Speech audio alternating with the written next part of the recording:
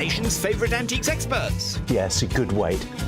And it smells. Oh, steady, behind the wheel of a classic car. Good morning, my lady. Good morning, Parker. And a goal to scour Britain for antiques. Whoopsie. Come on. The aim to make the biggest profit at auction. But it's no mean feat. They'll be worthy winners. And valiant losers. Will it be the high road to glory? It's about winning. Or the low road to disaster? Pop, pop. This is the Antiques Road Trip. Today, a brand new road trip pairing prepares to take the plunge. Whoa! Pothole! That's Catherine Southern at the wheel, plus wingman Tim Medhurst. Hey, you ready for this, Tim? I am. Oh, crikey. Where's the... Not forgetting their rather unusual means of transport for this outing. Can I tell you, this is not a car. This is a tank. Yep, no sporty roadster for those two. Just a safari-style beige bone shaker. What is older, this car or moi? Well, obviously Big the car. Well, actually, we are the same age. We are both 1973. Wow. I don't think the 1991 classics exist yet, do they? Thank you for making me feel so old. Tim from Dorset is clearly no gentleman. But he is an auctioneer and an expert on rare coins. While Kentish Catherine also is an auctioneer. Yay! Loves scientific instruments and hates Land Rover gearboxes. So are you a Tim or are you Timmy? I don't know many Tims, actually. Timbo, Timothy. Well, it is a very nice name, however you say it. Our twosome have some £200 each, with which to sally forth and round up antiques. You're a bit like Dora the Explorer, I think, driving your little safari wagon around. I feel like I'm going to have a herd of wildebeests running in front of me any minute now. Unlikely in East Sussex, though. Our swinging safari sets out from the town of Lewes and sees an awful lot of the south of England. It then works its way up to the Midlands and ventures over towards Wales before tiptoeing through the Cotswolds to end up in Wiltshire at Devizes. Here we go. 1, 2, 3. Go. 3. Hey.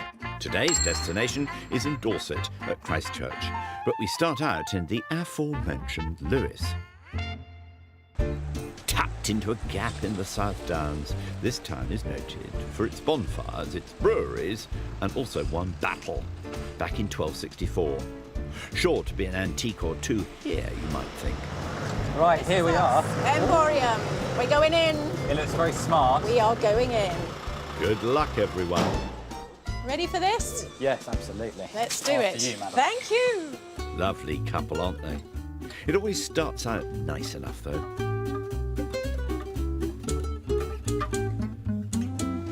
Mind your head. What is he up to down there? Look at that. Now, this, you can immediately tell, is by Charlotte Reed. Charlotte Reed was a great designer and artist, most active in the 1920s and 1930s. And she designed quite a lot of things for Crown Ducal. And if we turn it over on the back, we've got the Charlotte Reed signature here. The number there is a pattern. And actually, do you know what? That is a great design. I've just spotted here, sadly, that it's got a hairline crack, which is a shame, but price is only £28. I was getting really excited because that's really cheap for a Charlotte Reed charger, but with the damage, it holds it back. And I've seen here, 25% is a sale. Crikey. Do you know what? Even with a bit of damage, that's a really good bit of decorative arts for what? Just over 20 quid with the 25% off. Meanwhile, above stairs, What I like about this jug is just the way that it's been really finely inlaid with silver. The detail is really quite stunning. And it's just so intricate. All these pretty patterns and swirls. I could see it doing about 100, 150 pounds maybe. Won't be buying that then. 295 pounds. Okay, put it back. not going quite so well, do we think? What's in here? Spotted. Look at that. This is right up my street. It's a little bit of early English porcelain, and by the looks of it, it's by Spode or Flight Bar Worcester. This dates to around 1810, 1815, that sort of period. And it's just so pretty. Look at these tiny little feathers all hand painted on here. Nowadays, quite a lot of it's just printed and mass produced, but back then, each one of these would have been hand finished, and it just adds a huge amount of quality to it. And this one, look at that, £45 for a 200-year-old vase in lovely condition. It's his lucky day today. What's that as well? I like this cabinet. Look at that. It's a Wedgwood majolica plate, little cake plate. It's got a crane decorated in the middle here, and this is real aesthetic movement, 1870s, 1880s, and nice to have the Wedgwood stamp on the back. Art for art's sake was the slogan of the aesthetic movement. Price £40. Got two wonderful periods here. We've got the Regency period, lavish parties and brightly decorated porcelain, or we've got the aesthetic movement, which was influenced by the Orient and all of these beautiful decorations here. Which period do I go for? Or do I go for them both? I don't know. I don't know. It's what you call a dilemma. Aesthetic movement and Regency period. He could be some time. I don't know. I don't know. Crikey. Catherine, elsewhere in the shop, has enlisted dealer Lyle. I've never seen a tape measure in the form of a banjo before. It's made from celluloid, and it's probably a souvenir, and then you pull out the little tape measure there. It's quite sweet. I probably wouldn't make much money on it, though, would I? Not for £58 you wouldn't, but well, I'll be able to sell it to you. What would you be able to sell it to me for? 35. Would you? Much nicer. She's certainly done well with her sewing paraphernalia before, too. That, though, seems to be a Mauchlinware clamp. Does it look like the top of it's been taken off? Am I being very... Yes. Well said, Lyle. Being very No, picky. For £12, I am being picky. I didn't even see the price on it. Yes. And what have you called it? Cotton clamp. They're getting there. The last time we saw Tim, he was pondering vase or plate, vase or plate. Anything else? This is a really sweet, heart-shaped timepiece. And looking at the little hallmark on the front, it's assayed in Birmingham and the date letter H for 1907. I love these decorations around here with the ivy leaves, and look at the back, £30. I don't think that's expensive at all. What's this as well? Not more, surely. When you pick up a little silver and enamel brooch like this, what you're hoping to see is the maker's mark for Charles Horner. If we turn it over, there is a hallmark. Sadly, the maker isn't Charles Horner, but it's got a hallmark and dated 1909, which is the same period as this. It's only a couple of years later, so makes quite a nice little lot, doesn't it? Edwardian Art Nouveau. What's the price? £25. I'm going to go and see if we can do a deal on the both. Crikey, this lad can certainly shop. Ah. Steady now. Michelle. Hello, hello, hello. I have been rummaging around your wonderful shop. Good. And found some real goodies. Let me just put them all down and we can have a little chat. So I found this, and there was a ticket downstairs saying there was 25% off. So I'm going to take that. Thank you very much. £21, son. Now, these two, they're both from the same dealer. What do you reckon the best price on those two would be? 45 be okay? I think 45's a reasonable amount. Now, these two, I might haggle a bit harder on. Okay. What do you think price-wise they could be? That one could be 30 and that one could be 35. Here we go. I don't know what to do, really. Pull your finger out, Tim. I mean, we haven't got all day, have we? Quite. What about 28 for this one? What do you think? Yeah, that'd be okay. Yeah? Bingo! Making a total of 94. 100. There we are. What a haul, eh? Time to go. You've done awfully well. Now, with Catherine's sewing stuff. Excuse me, Lyle, may I ask you a quick question about your items? For the both of these, it's £42. It can be 30 and that can be 10, so it can be 40 for the two. 40 for the two. OK. Okay. Thanks, Lyle. Anything else take your fancy, Catherine? OK, silver plate, not terribly exciting. But the top of it is a champagne cork, which is lovely, so it's interesting in that form.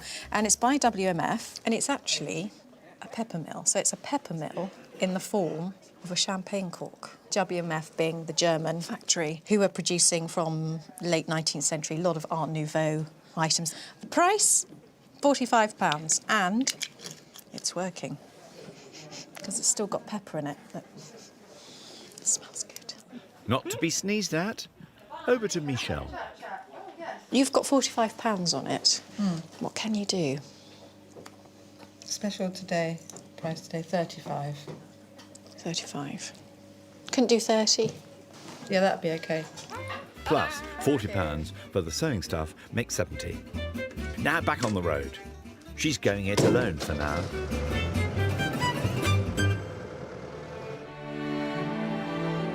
While we catch up with her fellow tripper enjoying a wee cultural detour down by the seaside in nearby Brighton, where he's come to find out about a now almost forgotten Regency entrepreneur, the man they once called Dr. Brighton.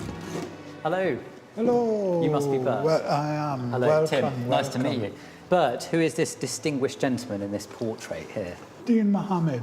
He was a combat soldier in the Bengal Army, which was part of the British Army. And in 1784, he moved to Ireland, where he fell in love with a young lady called Jane Daly.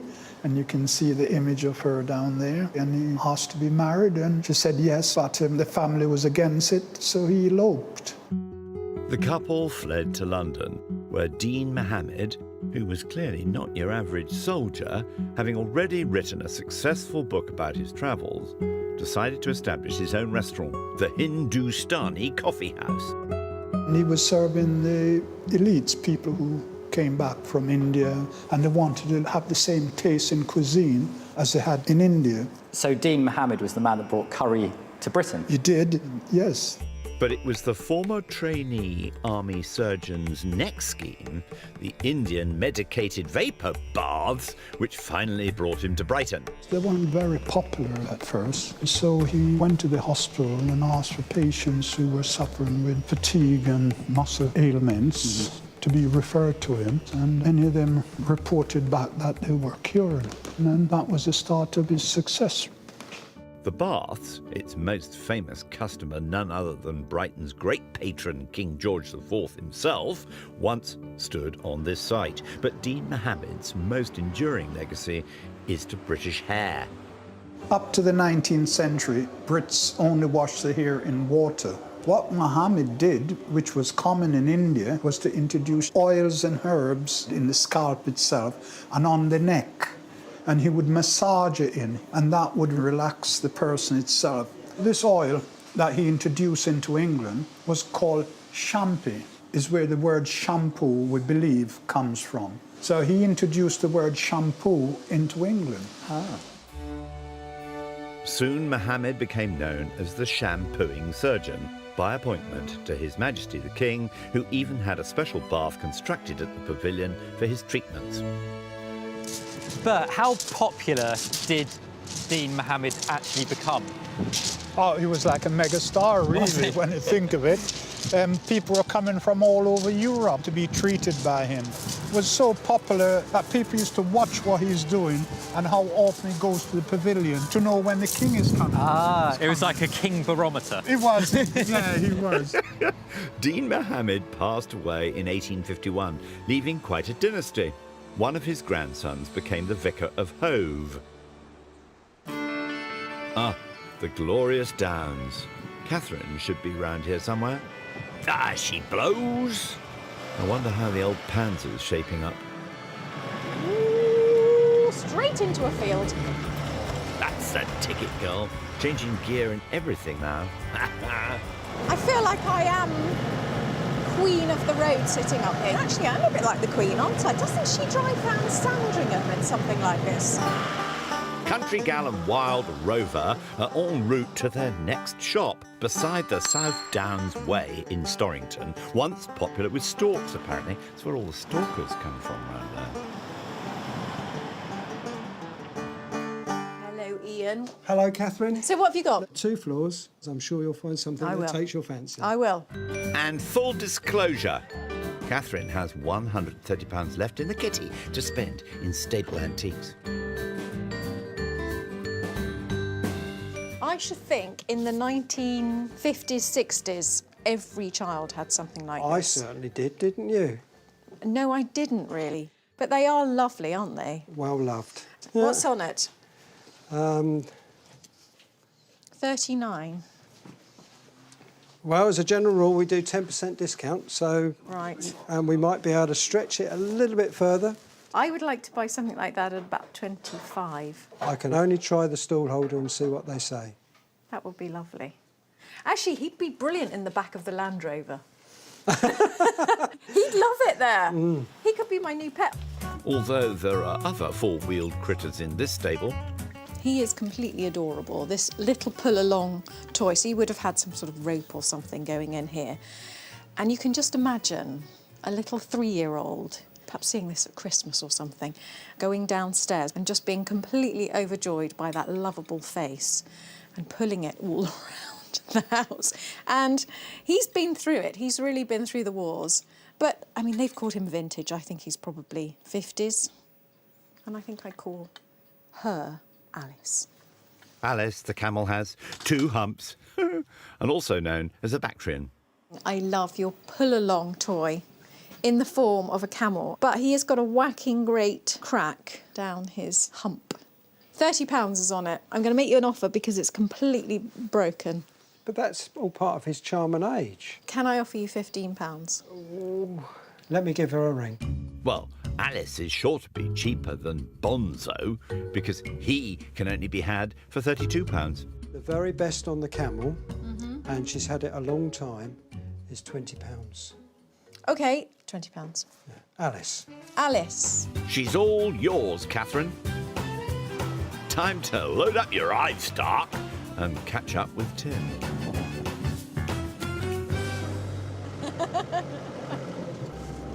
Can I have a lift? Oh, go on then. Where are you heading? Wherever you are. Good day? Night-night, you two. Next day, it's someone else's turn to handle the landing. It's how I'd imagine the cockpit of a digger is like. There's so many different controls. You're not driving it very smoothly, though, Tim. Is it a bit jolty? Young Tim was awfully busy yesterday, acquiring a clock, a brooch, a Charlotte Reed charger, and a Majolica plate, I like this cabinet. Look at that. leaving him with £106 to spend today. While Catherine picked up a novelty tape measure, a sewing clamp, a pepper mill, and an even-toed ungulate on wheels. That is brilliant. Look at his cute little ears. Her ears. So Catherine still has £110 left. Have you named him yet? No, it's not him, it's a her. Oh, it's a her. It's Alice. Alice. Do you remember? Alice, the camel has 2 humps. No, I don't. Later, they'll be Dorset-bound for an auction in Christchurch. But the first stop today is in the Surrey village of Compton, where they have the magnificent G.F. Watts Chapel in the cemetery, and opposite the church, the old barn. Tim's on his own here, having already dropped Catherine off. In a hurry, too. Hello. Hello. Hello, I'm Tim. I'm Chloe. Lovely to meet you. I love the look of your little shop. Yes, it's good, isn't it? Fantastic. Yes, Stuffed with yes. stuff. Certainly is. Let's just hope the lad's in a bit more of a decisive mood today.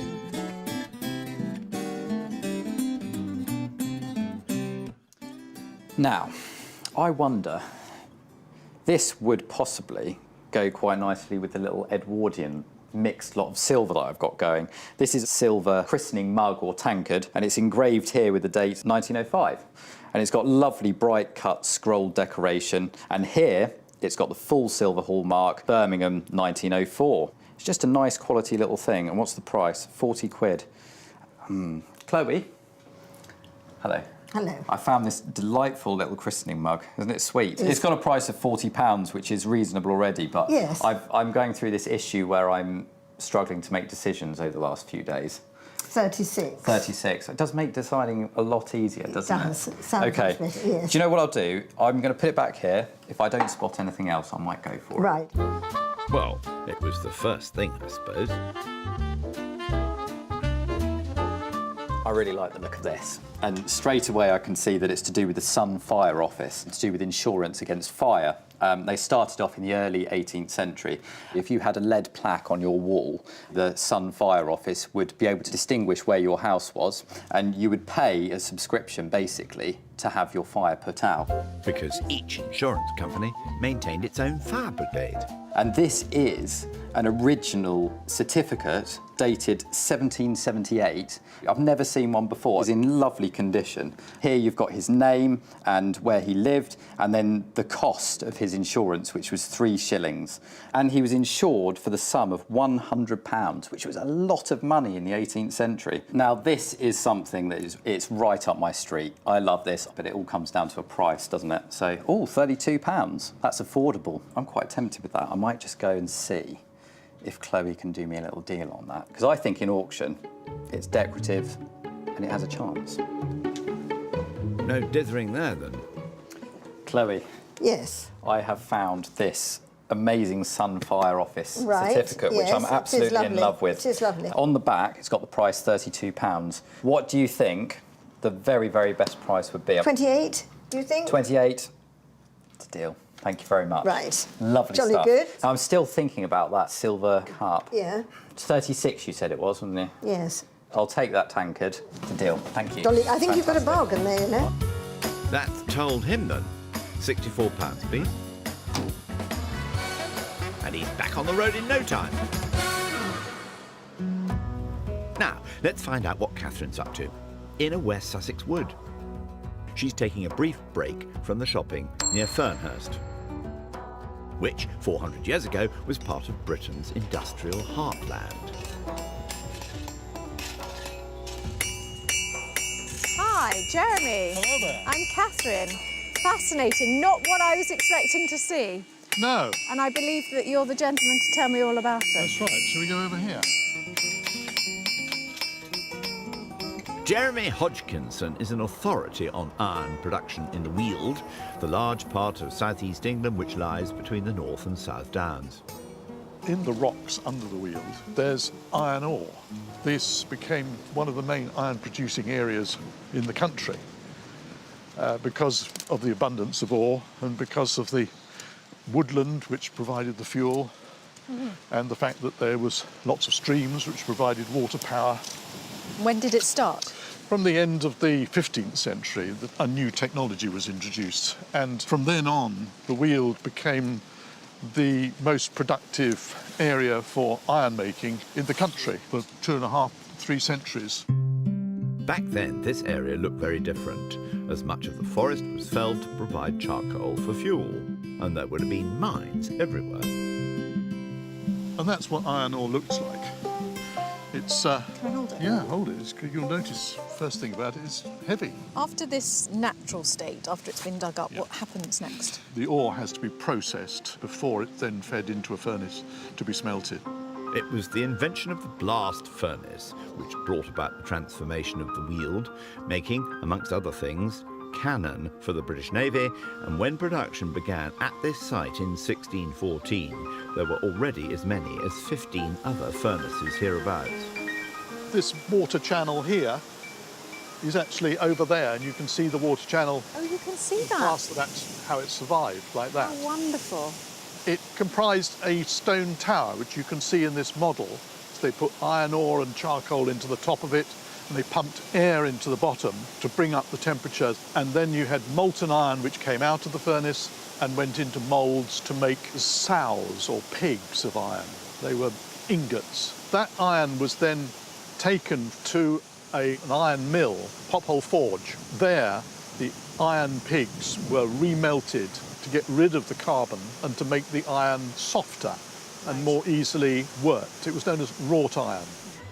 As to the many uses of wrought iron, well, over to blacksmith Robert. So what are we going to do, Robert? We're going to make one of these medieval style knives. Oh yes, good. Mind your fingers, Catherine. You need to hammer down here, all the way down here. Me. Hard. That's it. Good. That's it. This is brilliant. I love this. That's it. Lovely. That's perfect. It's exhausting work.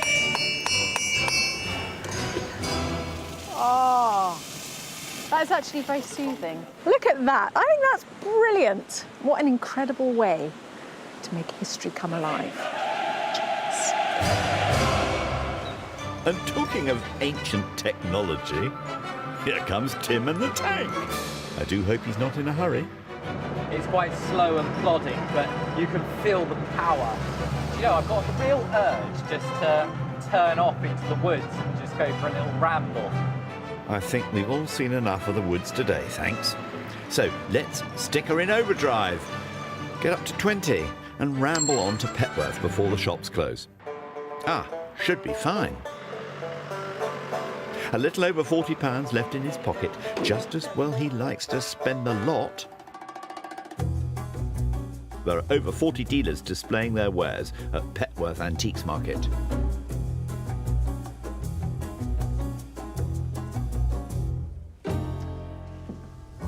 I love these. This is a Noah's Ark. If you imagine Victorian England in the 19th century, what were children allowed to play with on a Sunday? They were allowed to play with a biblical toy, and in this case, a Noah's Ark. This one, the label says that it was made in Germany around 1860. So essentially, this to me looks like the lid. It would have sat on a larger base and you'd keep all the animals inside. And here we've got all of the animals as well. Look, there's a leopard, there's chickens, cats. Oh, look, there's Alice. Alice the camel. Oh, bless her. This camel's probably not quite as charming as Alice. Also, Alice has got 2 humps. All together now, children? This has only got 1 hump, so I don't know what we'll call you. Beatrice.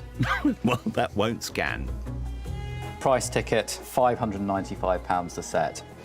I'd like to buy it, but I'm going to have to put it back. I'll wait till Sunday and get my Noah's Ark out. And with that delightful thought, let's see where Catherine's got to. Guessed it? Take a bow if you spotted Alton in Hampshire, home of the tiny shop. Breathe in. Hello, Rob. How you doing? Right, you? Yeah, I remember coming here quite a few years ago now. Yeah, about 3 years, Yeah. I think. Yeah. I think the shop's grown in size. No, I got thinner. You've got thinner. Oh, okay.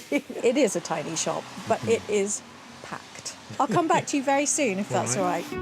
I don't think you'll ever be too far apart, Catherine. £110 left then. I am instantly drawn towards this clock, which is just mesmerising. You've got the hand, the minute hand, which is going round, but right at the top of it there's a jet, which is kind of flying round. And then you've got a moving hand at the bottom at sort of 4 o'clock. Is this anyone in particular? The chap here? No. With the hand moving backwards and forwards? Yeah, I just think he's one of the party workers who's waving the little red book, which is, I think, to do with the rules of the Chinese Communist Party. More of a collection of the sayings of Chairman Mao, actually. The book was first published in 1964. My Chinese political history is not terribly good. I don't know how yours is, but I like it because it's fun. Yeah. How much is on that? £80. Well, I'm sure the good chairman would have advised against plumping for the very first thing he's seen. Can I have a look in here? Yes. Do you like this? Do I? Yes. Oh! What is it? This is a Curta calculator, so it's an early type of calculator. Basically predates the electronic calculators. But you turn it round and you see the brand Curta on it, and you open it up. So it's got this handle that you turn around, will operate the mechanism which adds up the numerals. Sometimes known as a maths grenade. Curtas were very popular with rally drivers. Hugely, hugely desirable. I thought it said £95 and I thought I was home and dry and I was going to win this road trip. And it is £950. Oh no! Oh dear. Let's give her a moment to recover and pop over to Petworth. It's locked. Catherine? Hello. Hi. I'd love to have a look at your little doggy in the window there. Oh, sure. Thank you. Let me open it up He's for really you. sweet, isn't he? Thank you very much. Great stuff. I'm at the counter if you need me. Oh, thank you. Now, this little pooch, this is purporting to be Essex crystal, which got its name from William Essex, the famous 19th century enamellist, one of Queen Victoria's favourites. You'd have a piece of rock crystal, it would be polished down and then carved from the back into a shape, and then it would be very finely painted or enamelled, so it gave it a sort of 3D look. And if you look at this dog, you can see from all sides he looks like a, well, he's not quite a real dog. It's like a cartoon dog. And I think that this was probably some kind of silk scarf toggle or something similar to that. I mean, with the price, £55. That's not bad. I've only got 42 quid left. Might go and see if Catherine can help me out. OK, great object. Gird your loins. Catherine, I've fallen in love with your doggy in the window. Oh, yes. Now, I have a problem. I've only got £42. Now, I know it's priced up at 55, and I know 42 is probably more discount. 23%. She's good. This is the £42 question. Will £42 buy this brooch? If there was a way to be Okay. fair to you and fair to the dealer, I would do it, but it's a no, I'm afraid. OK. Not exactly going swimmingly at the moment, is it? Come on, Tim. Dear, oh dear. Oh, it's a navigation chart rule. And I just think these are really nicely made. So basically, you'd be on your ship and you're trying to work out your charts, and you'd have one of these, which is a lovely lacquered brass rule, and these wheels turn. So basically, you can move the rule along the chart without crumpling up the paper. On here, we can see the date 1942 MK2, so it's a Second World War military chart rule, and it's got a maker's mark as well. And I just love it because it's in its original box, and it's in really nice condition as well. What's the price? 22 quid. That doesn't seem expensive. Yeah, plus you do have enough cash. I found this lovely navigational chart rule, and guess what? It's within my budget. The price on the bottom says £22, Yes. and I still want to win. So what do you reckon your best price would be on that? Well, I could certainly sell it to you for 20. Fantastic. It's a deal. I Thank love you. it. Thank you very much. Everyone's happy. Thanks ever so much. Really good luck. So, with Tim's shopping complete, here's hoping that Catherine's luck has turned in Alton. It is arts and crafts. The more I look at it, I think definitely this design. It is beautiful. It's one of those things that you see from a distance and you think, oh yeah, that's nice. But as you look at it, you really see the beauty and the quality. It's a blotter, priced at £90. 110 left, remember? This morning I was hand making a knife, like a blacksmith. And I appreciate the craftsmanship, the work that goes into something like that, and then to look at something like this, which is just stunning. Blotter parked. Anything else, Ma'am? I do like a set of weights, and they should always be 8, and there's 8 there. Looking at these, if you look at the handle on these bigger ones, they don't match, do they? And they're a different colour. So it's what we call a Harlequin set. So it's not quite a set. No. But it's nearly there. Yes. Like us all, we're nearly there. Are we, though? So how much is on those? 60. Can something be done on those? Yeah. £70 For the two. this and this? Yeah. Yeah, I think that seems very reasonable. I'm going to do it. I'm going to do it. She's going to do it. £30 for the blotter and 40 for the weights. Bye-bye. The long wait is over. Now from Alton to auction. We're going to Darmstadt. We're going to my patch. You can literally go down to the beach and pick up fossils off the ground. It's phenomenal. Did we mention Tim has a thing about fossils? Anyway, shut-eye comes first. Night-night. They have a very nice harbour here, where the Avon meets the Star. After kicking off back in Lewis, our pair of treasure seekers have shuffled out west towards Dorset and Christchurch to visit Bulstrode's auction rooms with internet bidding. park and ride too, by the look of it. Final stop, Bull Strokes. Are you ready for this? I am ready. Are you ready? Okay. What? Are you all right there? Do you want to... No rush, you two. Catherine parted with £160 for 5 auction lots. What does Tim think? Giving him the hump? Oh, these are absolutely hideous. I'm sorry, but what is that? I do like little sewing accessories, but these are just... I just hate them. I don't think she heard that. Tim, meanwhile, spent £178 also on 5 auction lots, including his 3 Edwardian items. OK, what do I think of this? It's a little bit boring, to be honest with you, but to find it in its original box and in really quite nice condition, there's certainly a profit there. I'm starting to worry about him. Oh, dear. 210, 220. Time for the impartial thoughts of auctioneer Kate Howe. 40 we're at now. Sell it now at 40. The item that I'm most worried about would be the fire certificate, because I just don't see the appeal in it, personally.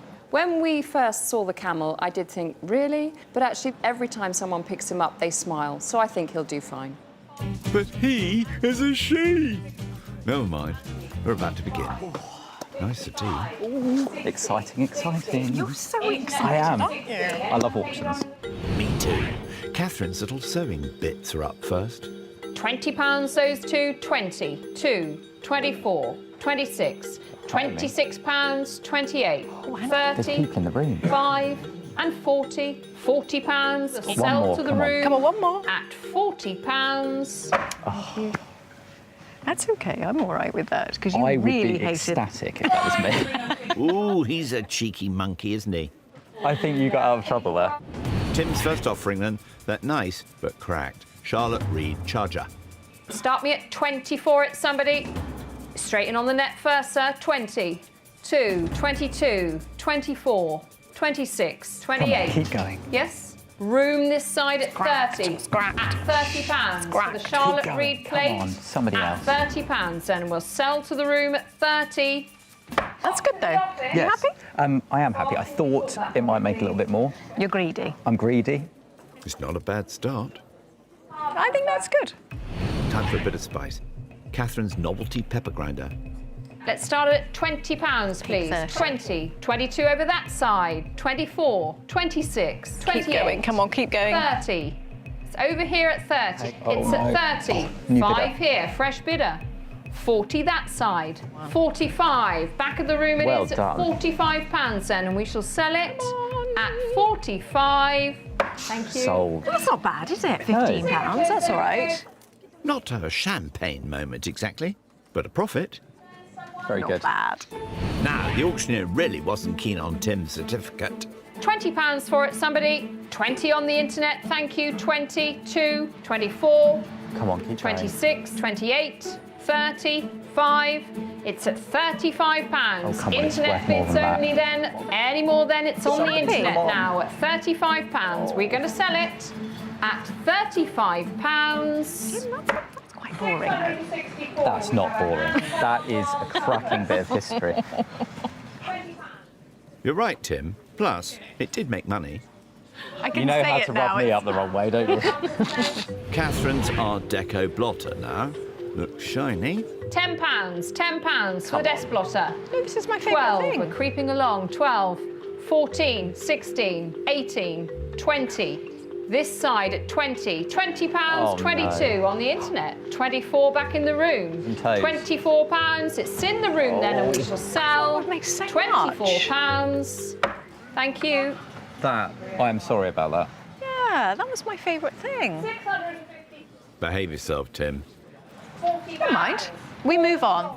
Quite. Time for Tim's lovingly assembled Edwardian silver collection. Let's start at £40 for it. 40, no money, come on. 5, 50, 5, £55, the little silver bits at 55, 60, 5 and 70, 5.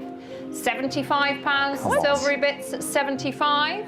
No. At £75 then. Now, they've both had a bit of a setback. Chin up, Tim. Catherine's 8 weights. Also good for a pun.